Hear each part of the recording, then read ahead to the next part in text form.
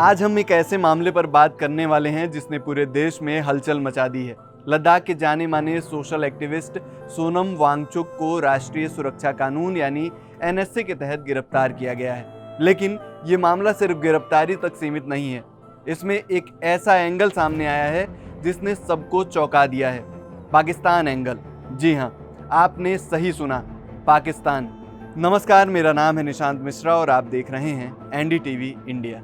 आपने सोनम वांगचुक का नाम तो सुना ही होगा, वही 3 इडियट्स फिल्म के फुनसुक वांगडू, जिनसे प्रेरणा लेकर आमिर खान ने अपना किरदार निभाया था। सोनम वांगचुक लद्दाख के एक ऐसे सोशल एक्टिविस्ट हैं जो पर्यावरण और शिक्षा के क्षेत्र में अपने क्रांतिकारी विचार के लिए जाने जाते हैं। लेकिन आजकल वो एक अलग ही वजह से सुर्खियों में है, उनकी गिरफ्तारी। दरअसल लद्दाख में हुई हालिया हिंसा के बाद सोनम वांगचुक को राष्ट्रीय सुरक्षा कानून यानी एनएसए के तहत गिरफ्तार कर लिया गया है। उन पर भीड़ को उकसाने, हिंसा भड़काने और देश की सुरक्षा को खतरे में डालने जैसे गंभीर आरोप लगे हैं। लेकिन कहानी में असली ट्विस्ट तब आया जब इस मामले में पाकिस्तान का कनेक्शन सामने आया। लद्दाख के पुलिस महानिदेशक एसडी सिंह जामवाल ने हाल ही में एक प्रेस कॉन्फ्रेंस की और उसमें जो खुलासे किए वो बेहद चौंकाने वाले थे। डीजीपी जामवाल ने सोनम वांगचुक की पाकिस्तानी यात्राओं पर सवाल उठाए, जिससे इस पूरे मामले की गंभीरता और बढ़ गई।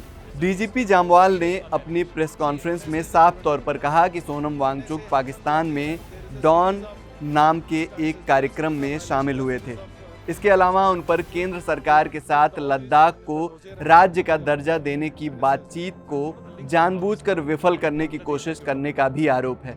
लेकिन बात सिर्फ यहीं खत्म नहीं होती। डीजीपी ने एक पाकिस्तानी खुफिया एजेंट पीआईओ की गिरफ्तारी का भी खुलासा किया, जिसके तार कथित तौर पर सोनम वांगचुक से जुड़े हुए थे। उन्होंने बताया कि उनके पास इस बात के सुराग हैं कि वांगचुक पाकिस्तानी लोगों के संपर्क में थे। एनडीटीवी के एक सवाल के जवाब में डीजीपी जामवाल ने बताया कि हमने हाल ही में एक पाकिस्तानी पीआईओ को भी गिरफ्तार किया है जो उनके संपर्क में था और उन्हें रिपोर्ट कर रहा था। हमारे पास इसका रिकॉर्ड है। वांगचुक पाकिस्तान में डॉन के एक कार्यक्रम में शामिल हुए थे। उन्होंने पाकिस्तान का भी दौरा किया था। बाद में एनडीटीवी के पत्रकार आदित्य राज कौल से पीआईओ के बारे में बात करते हुए डीजीपी ने कहा कि हमें एक व्यक्ति मिला जो चीज़ें भेज रहा था। हमने उस व्यक्ति को निगरानी में रखा था। ये खुलासे वाकई में चौंकाने वाले हैं। एक तरफ लद्दाख की अपनी मांगों को लेकर आंदोलन चल रहा है और दूसरी तरफ इस आंदोलन के एक प्रमुख चेहरे पर देश विरोधी गतिविधियों में शामिल होने का भी आरोप लग रहा है। पुलिस ने सोनम वांगचुक की कुछ विदेश यात्राओं को संदिग्ध बताया है। उन्होंने खास तौर पर पाकिस्तान में द डॉन के एक कार्यक्रम में उनकी भागीदारी और बांग्लादेश दौरे का जिक्र किया। सवाल उठता है कि एक सोशल एक्टिविस्ट की ये यात्राएं इतनी संदिग्ध क्यों मानी जा रही हैं? दरअसल सोनम वांगचुक लेह एपेक्स बॉडी और कारगिल डेमोक्रेटिक अलायंस द्वारा चलाए जा रहे आंदोलन का एक प्रमुख चेहरा रहे हैं। ये आंदोलन लद्दाख को राज्य का दर्जा देने और उसके संविधान की 6ठी अनुसूची में शामिल करने की मांग कर रहा है। डीजीपी का आरोप है कि वांगचुक ने इस आंदोलन के मंच को अपने नियंत्रण में लेने और केंद्र सरकार और लद्दाख के प्रतिनिधियों के बीच चल रही बातचीत को कमजोर करने की कोशिश की। डीजीपी ने बताया कि केंद्र सरकार ने लद्दाख के नेताओं को 6 अक्टूबर को बातचीत के नए दौर के लिए आमंत्रित किया है।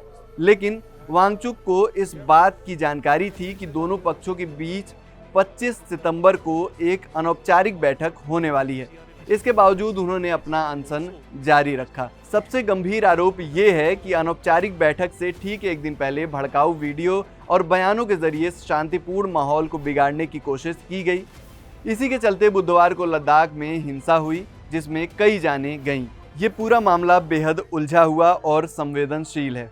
एक तरफ लद्दाख की जनता अपनी जायज मांग को लेकर आंदोलन कर रही है, वहीं दूसरी तरफ इस आंदोलन से जुड़े एक प्रमुख व्यक्ति पर देश की सुरक्षा को खतरे में डालने जैसी गंभीर आरोप लग रहे हैं, जिसमें पाकिस्तान का एंगल भी सामने आ रहा है।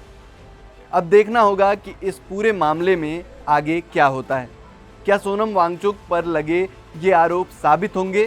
क्या पाकिस्तान का कनेक्शन वाकई इस मामले को और गहरा कर देगा? इन सभी सवालों के जवाब समय के साथ मिलेंगे। इस वीडियो पर आपकी क्या राय है, हमें कमेंट बॉक्स में ज़रूर बताइए।